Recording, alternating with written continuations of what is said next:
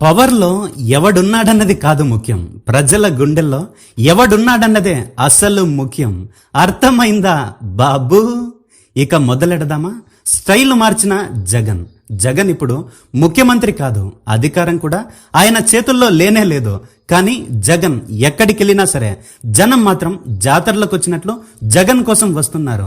జగన్ సభ పెట్టాడా? లేదే. పెద్ద మీటింగ్ ఏమైనా పెట్టాడా? లేదే. అయినా జగన్ వస్తున్నాడు అని తెలిస్తే చాలు జనం రోడ్ల మీదకి తండోపతండాలుగా పరిగెత్తుకుంటూ వచ్చేస్తున్నారు. పోలీసులు అడ్డంగా నిలబడినా సరే, బారికేడ్లు పెట్టి ఆపినా సరే, దారులు మూసేసినా సరే, ఎలాగైనా సరే జగన్ని చూడాలని జనాలు జంక్షన్లను జామ్ చేస్తున్నారు.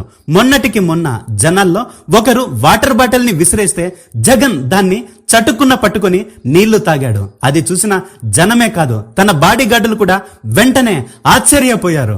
మొన్న దేవరపల్లికి వెళ్లిన సందర్భంలో కూడా జనాల్లో నుంచి వచ్చిన ఒక అభిమాని ఏకంగా కారు పైకెక్కి మరి తన చొక్కా విప్పేసి మరి తన గుండెల మీద ఉన్న జగన్ని వైఎస్ఆర్ల పచ్చబొట్లను చూపిస్తూ జగన్ అంటే తనకు ఎంత పిచ్చో జగన్ కి చూపించడమే కాదు జనం మొత్తానికి చూపించాడు.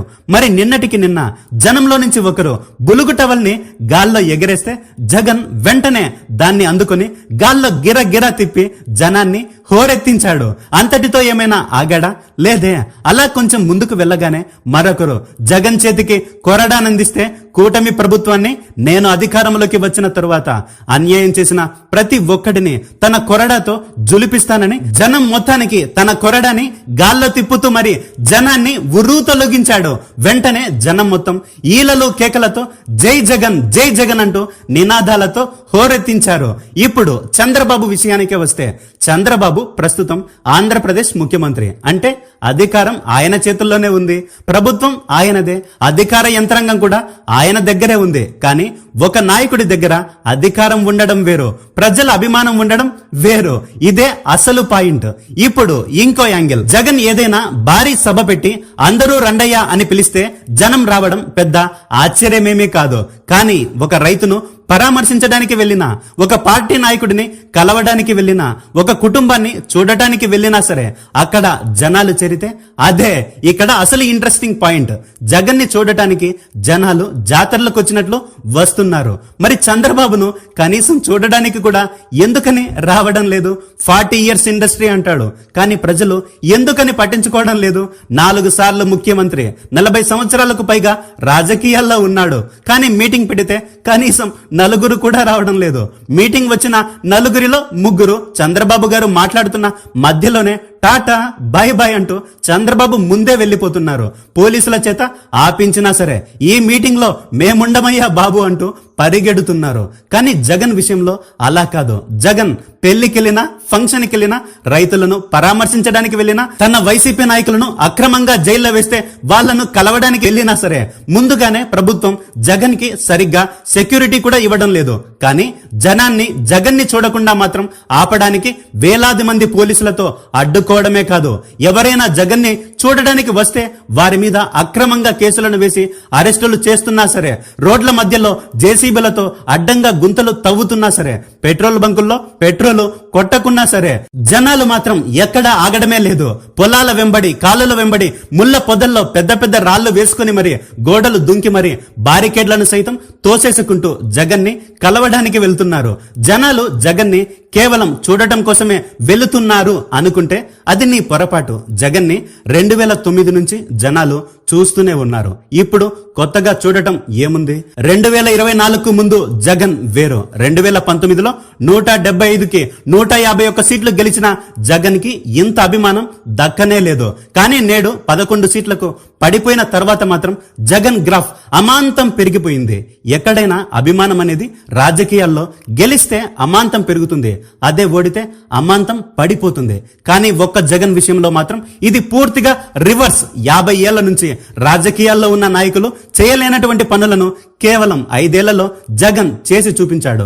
2024 ఎన్నికల్లో జగన్ ఓడిపోలేదు, మోసపోయాడు. అందుకే జగన్ ఎక్కడికి వెళ్ళినా సరే జనం మొత్తం మేమంతా నీ వెంటే ఉన్నాం జగన్ అన్న అంటూ జగన్ కోసం పరిగెడుతున్నారు. చంద్రబాబుకి జగన్ కి నిజానికి అబద్ధానికి ఉన్నంత తేడా ఉంది గురు. చంద్రబాబు గారు ప్రతి నెల 1వ తేదీనే కెమెరాలతో మైకులతో ఒక స్క్రిప్టెడ్ ప్రోగ్రాం ప్రదర్శిస్తారు. సందు దొరికినప్పుడల్లా ఉపన్యాసాలతో ఊదర గొడతారు. ఒకసారి దోశలేస్తాడు, మరోసారి డప్పు కొడతాడు, ఇంకోసారి చేపలు నించుతాడు. తెల్లవారుజామునే సముద్ర తీరాన 300 కోట్లు ఖర్చు పెట్టి మరి యోగాసనాలు కూడా చేస్తాడు. ఇంత చేసినా సరే ప్రజలు ఎందుకని అతనిని కనీసం పట్టించుకోవడం లేదు. కానీ జగన్ అడుగు బయట పెడితే చాలు కూటమి పార్టీల బాక్సులు బద్దలవుతున్నాయి. మీరెన్ని ప్రచారాలు చేసినా సరే, వేషాలు వేసినా సరే, అబద్ధాలు చెప్పినా సరే ప్రజలు మిమ్మల్ని నమ్మడం లేదు బాబు గారు. మీరు చెప్పే 1000 అబద్ధాలనైనా జగన్ ఒక్క నిజంతో పగలగొడుతున్నాడు. లోపం జగన్లోనో జనంలోనో లేదయ్యా, లోపం మీలోనూ మీ ప్రభుత్వంలోనూ ఉంది. అందుకే జనం మీ కోటల్ని ఒక్కొక్కటిగా కూలగొడుతున్నారు. తస్మాత్ జాగ్రత్త. చంద్రబాబు గారు, ఎల్లకాలం మీ ప్రభుత్వమే అధికారంలో ఉండదు. చరిత్రలో ఎవడు చేయలేనంత మంచి చేసిన జగన్నే ఎంత ఘోరంగా ఓడించారో చూసారుగా. మరి మీరు ప్రజల్ని ఇంతగా మోసం చేస్తుంటే రేపు మీ పరిస్థితి ఎలా ఉంటుందో ఒక్కసారి ఊహించుకోండి. అబద్ధానికి అన్యాయానికి ఆయుష్ ఎక్కువ, కానీ నిజం తెలిసిన రోజు ఆ అబద్ధం తల్లడిల్లిపోతుంది. ఎందుకురా ఇలా జరిగిందని. ఎవరైనా తమకు సమస్యలుంటే సీఎం దగ్గరికి వెళ్తారు, తమ సమస్యలను పరిష్కరిస్తాడని. కానీ జనం మొత్తం జగన్ దగ్గరికే ఎందుకు వెళ్తున్నారు? ఎందుకంటే పేరుకు చంద్రబాబే సీఎం, కానీ జనాల్లో మాత్రం జగనే సీఎం. అందుకే జనం అంటే జగన్, జగన్ అంటే జనం. ఒక ముఖ్యమైన విషయం ఏంటంటే జగన్ తన స్టైల్ ని పూర్తిగా మార్చి తీరాలి. ఎందుకంటే నెక్స్ట్ వీడియోలో చెబుతా, చాలా ఇంట్రెస్టింగ్ గా ఉంటుంది.